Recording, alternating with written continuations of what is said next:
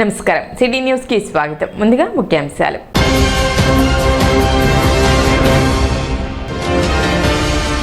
జగడగుండపాలెం కాలువలో పూడిక తొలగింపు పనులను పరిశీలించిన కమిషనర్.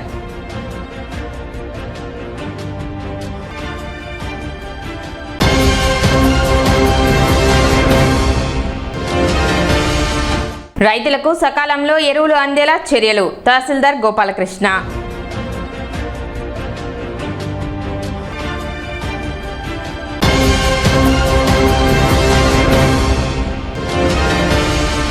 గంగానమ్మపేటలో చోరీ ఘటన.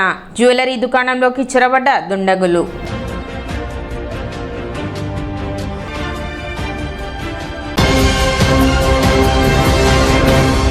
పట్టణంలోని చిన్నావూరు జగడగుంటపాలెం ప్రధాన కాలువ పూడికతీత పనులను మున్సిపల్ కమిషనర్ రామప్పల్ నాయుడు, ఆరోగ్య శాఖ అధికారి మోవా యేసుబాబుతో కలిసి గురువారం పరిశీలించారు. కాలువలో పేరుకుపోయిన చెత్త, పూడికతో పాటు ఇతర వ్యర్థాలను జేసీబీ సాయంతో తొలగించే పనులను అధికారులు పర్యవేక్షించారు.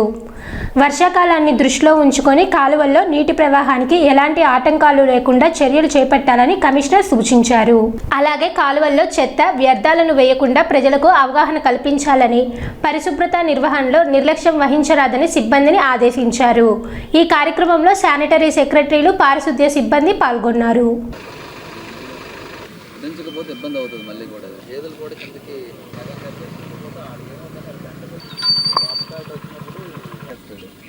లాగినప్పుడు ఒక మనిషిని పెట్టుకొని దాన్ని మనం మెయింటెనెన్స్ సరిగా లేదు. లాగేస్తారు.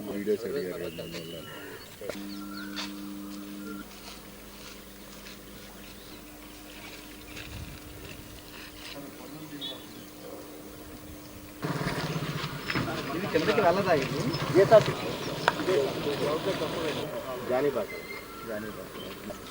తర్వాత ఈ కలవట్ ప్రపోజల్ నేను తర్వాత కట్టుకోవాలి. మనం అవి 6 నెంబర్లు కూడా మనం యాడ్ చేస్తాం. చేశారు కదా, ఒకవైపు పెడతాము, మాన్యువల్గా చేయించండి. 2 నెంబర్ పంచాయతీ మనం దీనికి భయపడతాం. సమస్య అయితే ఉంది, అందరికీ తెలిసింది.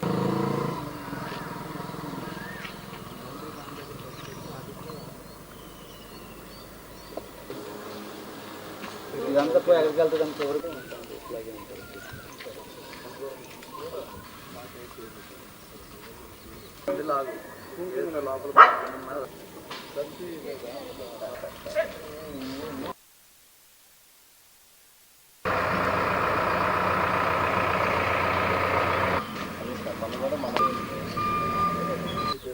అప్పటికి పంట కాలం మూసిపోదు. వాళ్ళు రైతులు వాళ్ళు పంటకాలం బాగా ఎదుటి నుంచి వచ్చేది నాదు.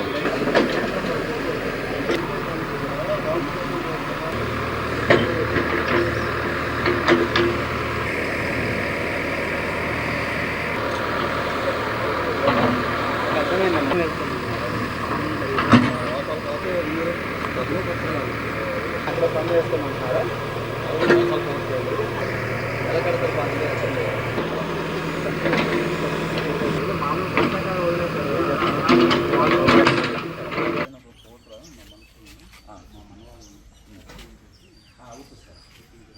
ఇది ఒకటి అయిపోయింది. అందలేదేమో మొదలు అయిపోతే ఇబ్బంది. వచ్చారు కాకుండా అప్పుడు నేను కరిగిపోయి లేదమ్మా, పేడ వేస్తుందా నీళ్ళు కూడా. ఇప్పుడు ఈ దగ్గర అన్ని ఖాళీ.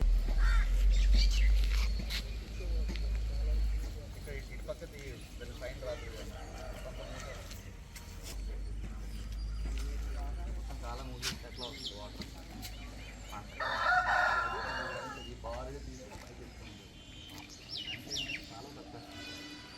12వ వార్డులో ఉన్నటువంటి మేజర్ డ్రైన్ వైకుంఠపురం నుండి ఈ 12వ వార్డు ఐటెక్ కాలేజ్ పక్క నుండి ఈ పొలాలకు వెళ్ళేటువంటి డ్రైను, ఇది మేజర్ డ్రైన్. ఇది దీనిలో మనకి డీసిల్టేషన్ వర్క్స్ అనేటువంటివి జరిగాయి. ఈ డ్రైన్ నిర్మాణం సంబంధించి గౌరవ మంత్రివర్యులు 50 లక్షల రూపాయలను కూడా కేటాయించడం జరిగింది. ఆ వర్క్ ఇంకా మొదలు కాలేదు.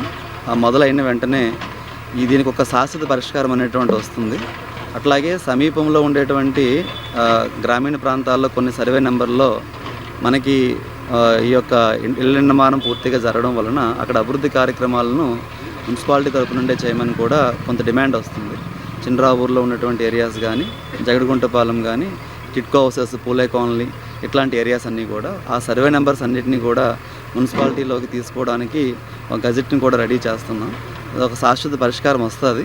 సో అంతవరకు కూడా ఈ అవుట్ఫాల్ డ్రైన్స్ అన్నిటిని కూడా క్లియర్ చేసుకోవడం జరుగుతుంది. నిన్న పడినటువంటి రాత్రి పడిన వర్షాలకి ఈ డ్రైన్ కొద్దిగా అక్కడక్కడ చోక్ పాయింట్స్ ఉండడం వలన గమనించి ఈరోజు మన పారిశుద్ధ్య సిబ్బంది అంతా కూడా చోక్ పాయింట్స్ అన్నిటిని కూడా క్లియర్ చేస్తున్నారు. త్వరలోనే ఈ యొక్క డ్రైన్కి పరిష్కారం లభిస్తుందని అనుకుంటున్నాను. తెనాలి పురపాలక సంఘం పరిధిలో కొన్ని ప్రాంతాల్లో ఈ ఇళ్లల్లోనే ఆవులు అనేటువంటివి కట్టడం అనేది జరుగుతుంది. గేదెలు కూడా ఈరోజు 3 ప్రాంతాల్లో చిట్టాంజనేయ స్వామి ఏరియాలో ఒకరికి రోడ్డు పైన ఈ యొక్క ఆవుల్ని గేదెల్ని కట్టడం అనేది జరిగితే వాళ్ళకి గతంలో హెచ్చరించాం, కానీ వాళ్ళ తీరు మారలేదు. అందువలన ఒక 3,000 రూపాయలు ఫైన్ వేసాం. రేపు కూడా ఇట్లాగే జరిగితే వాటినన్నీ కూడా మున్సిపాలిటీ స్వాధీనం చేసుకుంటుందని చెప్పి హెచ్చరించడం జరిగింది. అట్లాగే గురవీ కాలనీ అపర కర్మశాల ఏరియాలో కూడా ఇళ్లల్లో ఇంటి ముందులో ఈ గేదెలను పెంచేటువంటి వాళ్ళు ఉన్నారు. వాళ్ళకు కూడా తిరిగి చెప్పడం జరిగింది. ప్రజలకు ఎలాంటి అసౌకర్యం కలగకుండా ఆ పేడ అట్లా అన్నీ కూడా కాలువల్లో కలవకుండా తగిన జాగ్రత్తలు తీసుకోవాలని, ఇంకా సొంత స్థలాలు ఊరుకు బయట ఏమైనా ఉంటే అక్కడ కూడా ఏర్పాటు చేసుకోమని చెప్పడం జరిగింది.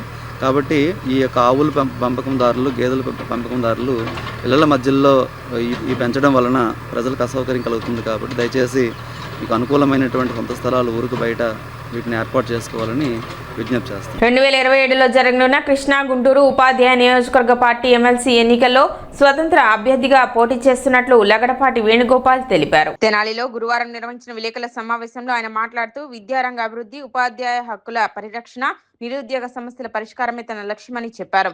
గత 3 దశాబ్దాలుగా అధ్యాపకుడిగా సేవలందిస్తున్న తాను ఉపాధ్యాయులు, అధ్యాపకులు, మేధావులు, ప్రజా సంఘాలు తమకు మద్దతు ఇవ్వాలని కోరారు.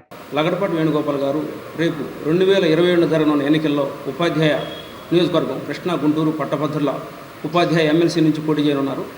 మరి లగడపాటి వేణుగోపాల్ గారు గురించి చెప్పాలంటే గత 30 సంవత్సరాల పైగా ఫిజిక్స్ లెక్చరర్గా పనిచేసి అట్లానే జన విజ్ఞాన వేదికలో కూడా అనేక సేవా కార్యక్రమాలు చేశారు. అలానే యూటీఎఫ్ ఉద్యమంలో కూడా పనిచేశారు. అంతేకాదు చేబ్రోల్లో యూటీఎఫ్ భవన నిర్మాణానికి ఆయన సహాయ సహకారాలు అందించారు. గత కృష్ణా గుంటూరు పట్టభద్రుల ఎమ్మెల్సీ నియోజకవర్గం నుంచి కూడా పోయిన సంవత్సరం పోటీ చేయడం జరిగింది. దానిలో దాదాపుగా 33 నియోజకవర్గాలు, దాదాపు కృష్ణా గుంటూరు ఉమ్మడి జిల్లాలో 33 నియోజకవర్గాలు పర్యటించారు.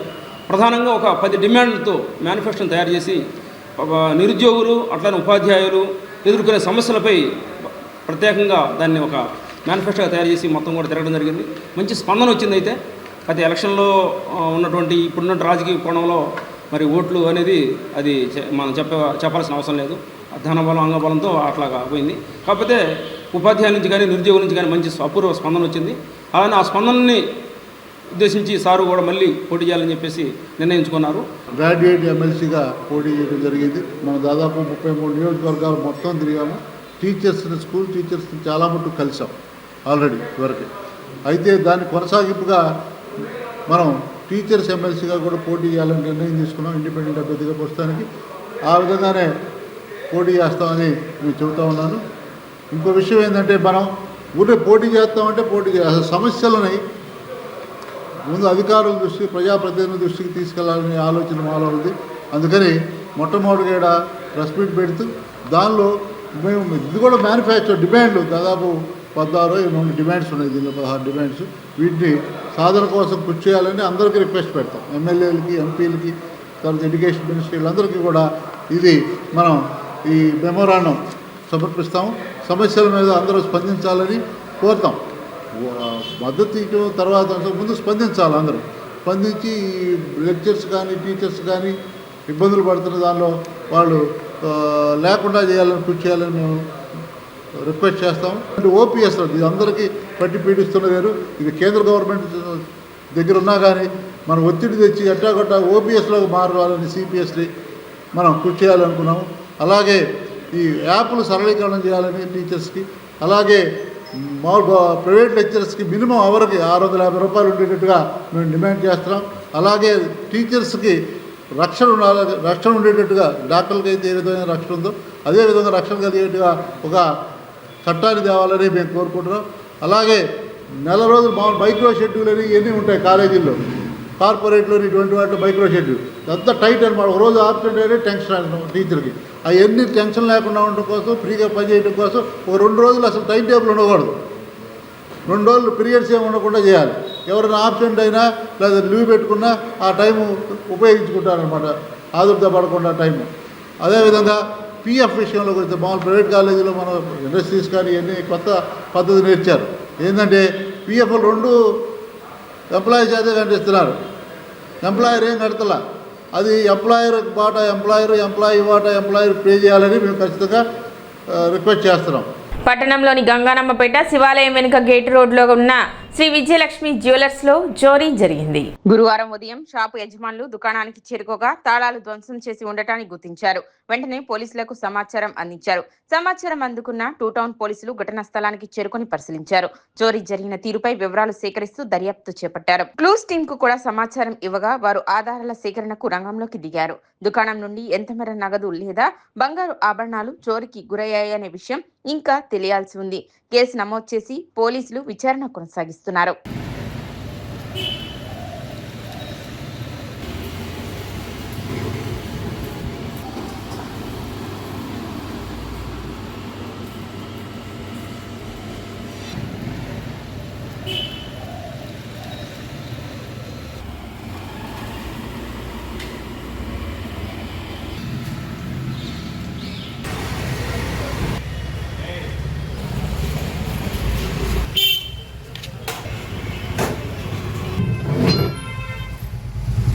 రైతులకు ఎరువుల సరఫరాను మరింత పారదర్శకంగా సమర్థవంతంగా అందించేందుకు ప్రభుత్వం ప్రవేశపెట్టిన ఏపీ ఏఐఎంఎస్ 2.0 యాప్ అమలుపై తెనాలి తహసీల్దార్ కార్యాలయంలో గురువారం సమీక్ష సమావేశం నిర్వహించారు. తహసీల్దార్ గోపాలకృష్ణ అధ్యక్షతన జరిగిన ఈ సమావేశంలో సంబంధిత శాఖల అధికారులు పాల్గొన్నారు. ఈ సందర్భంగా తహసీల్దార్ గోపాలకృష్ణ మాట్లాడుతూ రైతులకు సకాలంలో పారదర్శకంగా ఎరువులు అందించడమే ప్రభుత్వ లక్ష్యమని తెలిపారు. తెనాలి పరిధిలో ప్రభుత్వ, ప్రైవేటు అవుట్లెట్లను కలుపుకొని మొత్తం 40 ఎరువుల విక్రయ కేంద్రాలు ఉన్నాయని చెప్పారు. ఏపీ ఏఐఎంఎస్ 2.0 యాప్ ద్వారా యూరియా, డిఏపి వంటి ఎరువుల సరఫరాను పర్యవేక్షిస్తూ రైతులకు ఎలాంటి ఇబ్బందులు లేకుండా అందుబాటులో ఉంచుతామని పేర్కొన్నారు. రైతులు ఎలాంటి ఆందోళనకు గురి కావాల్సిన అవసరం లేదని, అవసరమైన ఎరువులు అందరికీ సకాలంలో అందేలా చర్యలు తీసుకుంటామని హామీ ఇచ్చారు. అలాగే ఎరువులు బ్లాక్ మార్కెట్ కు మళ్లకుండా అక్రమ నిల్వలు మరియు డైవర్షన్లను అరికట్టేందుకు ఏపీ ఏఐఎంఎస్ 2.0 యాప్ కీలకంగా ఉపయోగపడుతుందని తెలిపారు. రైతులకు అవసరమైన యూరియా, డిఏపి తదితర ఎరువులు సమృద్ధిగా అందేలా అధికారులు నిరంతరం పర్యవేక్షణ చేపడతారని వెల్లడించారు. ఈ సమావేశంలో తెనాలి మండల వ్యవసాయ శాఖ అధికారి కె సుధీర్ బాబు, సిఐ సాంబశివరావు, వివిధ శాఖల అధికారులు పాల్గొన్నారు. మన తెనాలి మండలంలో ప్రైవేట్ అవుట్లెట్స్ 21 ఉన్నాయి, అట్లాగే పిఏసిఎస్ 5 ఉన్నాయి, మరి ఆర్ఎస్కేలు 14 ఉన్నాయి. మొత్తం మన దగ్గర 40 అవుట్లెట్స్లో నుంచి మనం యూరియా, డిఏపి ఇచ్చే అవకాశం ఉంది. ఇప్పటికే అన్ని ప్రాంతాల్లోనూ సరే ఈ పిఏసిఎస్, ఆర్ఎస్కేల్లో ఈ మంత్ ఎండ్ కల్లా ప్లేస్ చేస్తాము. అన్ని చోట్ల యూరియా, డిఏపి అందుబాటులో ఉంది. రైతులకి సకాలంలో చక్కగా యూరియా, డిఏపి అందించడమే ఈ ప్రధాన మా లక్ష్యం. జిల్లా కలెక్టర్ గారి ఉత్తర్వుల మేరకు మేము టీమ్స్ని ఫామ్ చేస్తున్నాం, టాస్క్ ఫోర్స్ టీమ్స్ని. ఎక్కడా కూడా బ్లాక్ మార్కెటింగ్కి అవకాశం లేకుండా మరి రైతులకి యూరియా అందించే విధంగా కృషి చేసేందుకే ఒక మొబైల్ యాప్ కూడా తీసుకురాబడింది. మరి Andhra Pradesh agriculture information and management system, ఇది ఏపీ ఏఐఎంఎస్ 2.0. ఈ సిస్టంలో నుంచి మరి రైతుకి సకాలంలో యూరియా అందజేస్తాం. ఎవరు ఆందోళన గురి చెందాల్సిన అవసరం లేదు.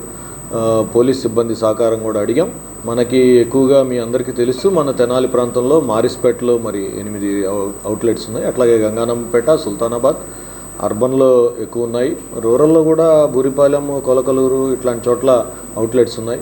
అన్ని ప్రాంతాల్లోనూ రైతులందరికీ సకాలంలో యూరియా, డిఏపి అందించే విధంగా చర్యలు తీసుకుంటాం.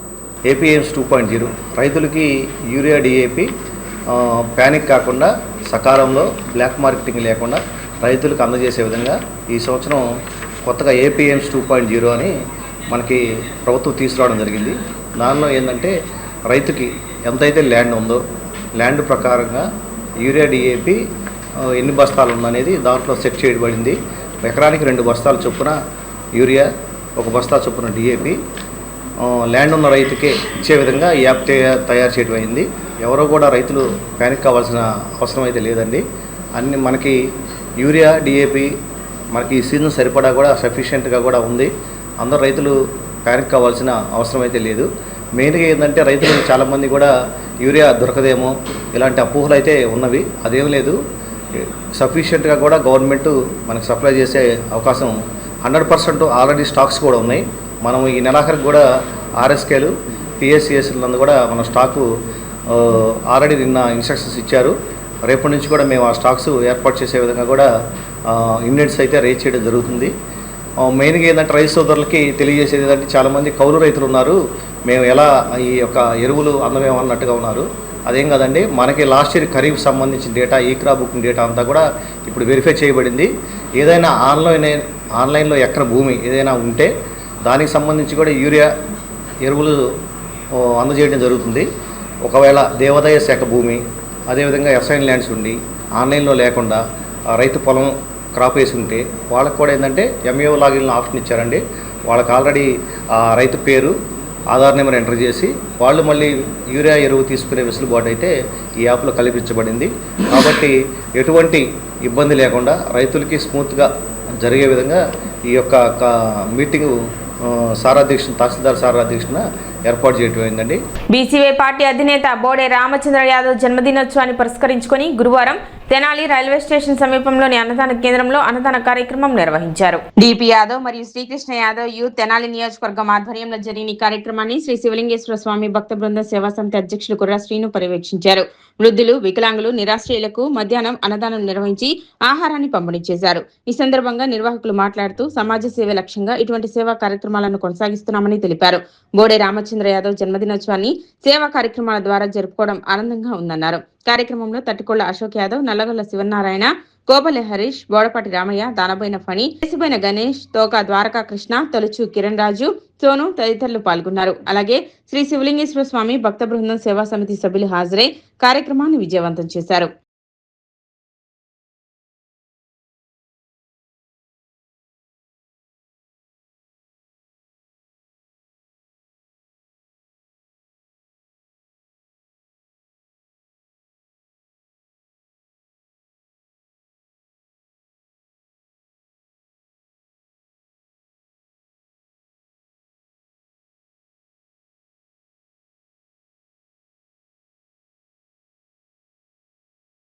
అన్నదాత సుఖీభావ అంటూ ప్రతినిత్యం కూడా దాతల సహకారంతో వివిధ కార్యక్రమాల ద్వారా ఇక్కడ అన్నదాన కార్యక్రమం పేదలకు ఏర్పాటు చేయడం జరుగుతుంది. ఈరోజు ఈ అన్నదాన కార్యక్రమం విశేషం, మరి బోడే రామచంద్ర యాదవ్ అనే వ్యక్తి ఈ రాష్ట్రంలో పేరు చెప్పి పరిచయం చేయనంత గొప్ప వ్యక్తి. మరి వారి పుట్టినరోజు సందర్భంగా ఈ రోజున మరి డిపి యాదవ్ గారు, మరి అశోక్ యాదవ్ గారు, వాళ్ళ మిత్రులందరూ కలిసి కూడా ఈరోజు ఈ తెనాల్లో ఈ రైల్వే స్టేషన్ పరిధిలో ఉన్న పేదలకి ఈ అన్నదాన కార్యక్రమం ఏర్పాటు చేశారు. మరి బోడే రామచంద్ర యాదవ్ గారికి ఆ పరమశివుడు ఆశీస్సులు ఎల్లవేళ ఉండాలని చెప్పేసి రానున్న రోజుల్లో ఆయన అనుకున్న సంకల్పానికి నెరవేరాలని చెప్పి కోరుకుంటూ ఈరోజు ఈ అన్నదాన కార్యక్రమానికి సహాయ సహకారాలు అందించిన దాతలందరూ కూడా ధన్యవాదాలు తెలుపుతున్నాం. ఈరోజు రైల్వే స్టేషన్ రోడ్లో తెనాల్లో ప్రతిరోజు నిత్యాన్నదానం అన్నార్థులకు డైలీ ఉదయం కానీ సాయంత్రం కానీ అన్నదాన కార్యక్రమం చేసేది. ఈరోజు ప్రత్యేకంగా రాష్ట్ర బీసీవై పార్టీ అధినేత రామచంద్ర యాదవ్ గారి పుట్టినరోజు సందర్భంగా తెనాలి నియోజకవర్గం శ్రీకృష్ణ యాదవ్ గారి యూత్ అట్లాగే డిపి యాదవ్ గారి ఆధ్వర్యంలో మరి 10 మందికి అన్నదానం చేయడం, అట్లాగే మరి ఈరోజు ఆ సందర్భంగా అన్నార్థులకి భోజన కార్యక్రమం చేయడం జరుగుతుంది. అట్లాగే మరి తెనాలి నియోజకవర్గం ప్రజలు కూడా మరి పుట్టినరోజులు వాళ్ళకి సంబంధించిన కుటుంబంలో ఏదైనా కార్యక్రమం ఉన్నప్పుడు 10 మందికి అన్నదాన కార్యక్రమం చేయాలని చెప్పి ఈ సందర్భంగా తెలియజేసుకుంటా ఉన్నాం. ఈ రోజు రామచంద్ర యాదవ్ పుట్టినరోజు సందర్భంగా రైల్వే స్టేషన్ రోడ్లో అన్నదానం కార్యక్రమం పెట్టడం జరిగింది. శ్రీకృష్ణ యాదవ్ యూత్ తెనాలి. మలేరియా మాసోత్సవాన్ని పురస్కరించుకుని చేబ్రోలు ప్రాథమిక ఆరోగ్య కేంద్రం ఆధ్వర్యంలో అవగాహన ర్యాలీ నిర్వహించారు. ఈ కార్యక్రమంలో చేబ్రోలు మండల తహసీల్దార్ కళ్యాణ్ శ్రీనివాస్ శర్మ పాల్గొని పరిసరాల పరిశుభ్రతతోనే మంచి ఆరోగ్యం సాధ్యమవుతుందని పేర్కొన్నారు. Tenali ULB malaria sub unit అధికారి అందే బాలచంద్రమౌళి దోమల నివారణ చర్యలు, నీటి నిల్వల నిర్వహణపై అవగాహన కల్పించారు. జ్వరం లక్షణాలు కనిపిస్తే వెంటనే రక్త పరీక్షలు చేయించుకోవాలని ప్రాథమిక ఆరోగ్య కేంద్రం వైద్యాధికారి డాక్టర్ షేక్ మెహబూబ్ జానీ సూచించారు. అనంతరం విద్యార్థులు ఆరోగ్య సిబ్బందితో కలిసి మలేరియా వ్యతిరేక ప్రతిజ్ఞ చేపట్టారు. కార్యక్రమంలో ప్రభుత్వ డిగ్రీ కళాశాల ప్రిన్సిపల్ డాక్టర్ వెడదల శ్రీదేవి, అధ్యాపకులు, ఆరోగ్య సిబ్బంది, విద్యార్థులు పాల్గొన్నారు. స్ప్రే చేయాలి. మన ఇండోర్ స్ప్రేస్ కానీ, మస్కిటో నెట్స్ కానీ, రిపెలెంట్స్ కానీ వాడాలి. అప్పుడు మనం మలేరియాని ప్రివెంట్ చేయొచ్చు. ఆల్మోస్ట్ 1996లో 7 crores వరకు ఉండేవి మలేరియా కేసెస్ ఇయర్కి. ఇప్పుడు ప్రజెంట్ 2 lakhs కేసెస్ వస్తున్నాయి, చాలా తక్కువ ఉన్నాయి. 2020 నాటికి మనం ఇండిజినస్ ఫ్రీ అంటే మన లోకల్లో ఉండకుండా మలేరియా కేసులు చూపిస్తున్నాం. 2030 కల్లా మలేరియా ఫ్రీ ఇండియాగా మార్చాలి. దీని తగ్గట్టుగా మనం ఏం చేయాలంటే మన చుట్టుపక్కలంతా నీట్గా ఉంచుకోవాలి, నీరు ఉండకూడదు, మస్కిటో నెట్స్ వాడాలి, రిపెలెంట్స్ అని ఉంటాయి అవి వాడాలి, ప్లస్ ఆల్అవుట్స్ అయిన రిపెలెంట్స్ ఉంటాయి అవి వాడుకోవాలి. సిటీ న్యూస్ ముంచే ముందు ముఖ్యాంశాలు మరోసారి.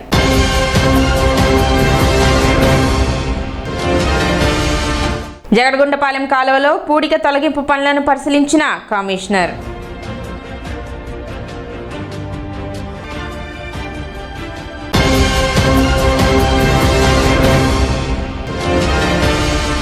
రైతులకు సకాలంలో ఎరువులు అందేలా చర్యలు, తహసీల్దార్ గోపాలకృష్ణ.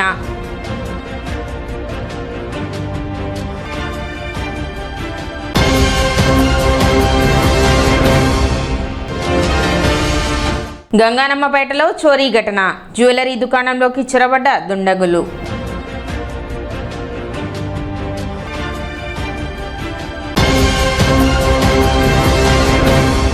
సిటీ న్యూస్ ఇంతటితో సమాప్తం. నమస్కారం.